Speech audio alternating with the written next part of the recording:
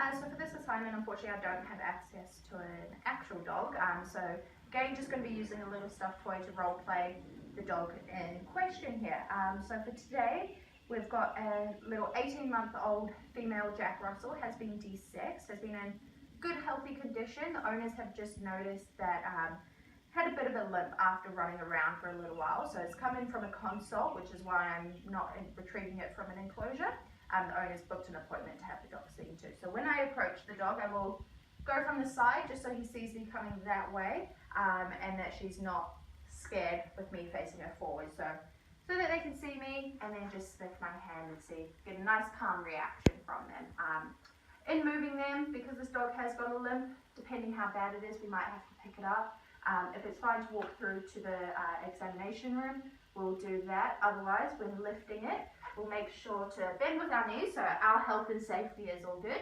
And then just an arm around the front, and then one around the back, kind of scooping them up, and then holding her close to you. And then we'll move her over to the consult table to have a wee look at her. And so as we can tell, like the owner said, good condition. You can see that just from its weight and everything as well. So the owners did say that they thought it was the back leg. Obviously, I'm not allowed to examine fully and make that determination, so vet will have to have a look at it. But I can kind of give a bit of a feel around, see if there are any tender spots on the dog. But again, a vet will have to come through, watch it walk, see where it's limping, and then make further examinations. So if the little dog does have to stay for any treatment, whether that's scans or eventually surgery, depending what's actually wrong with it, it will be housed in an area where it's got plenty of space to turn around itself, kind of sleep in one area and eat its food in another. Because the owners feed her just dry food at home, obviously puppy dry, that means all its nutritional value, we will be giving that, so the same amount as they give, which is the daily feeding guide that is on their food.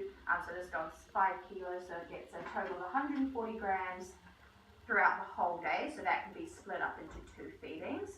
If the dog does ever need any scans or anything like that and has to be put under general anesthetic, then we will withhold food from the morning of, still giving it plenty of water just to keep it hydrated and well. So for the food,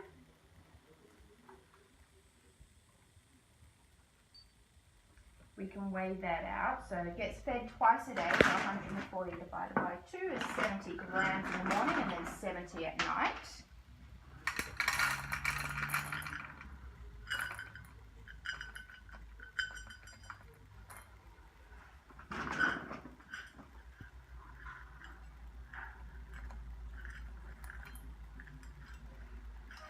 One gram should be fine. And so the dog will get fed that.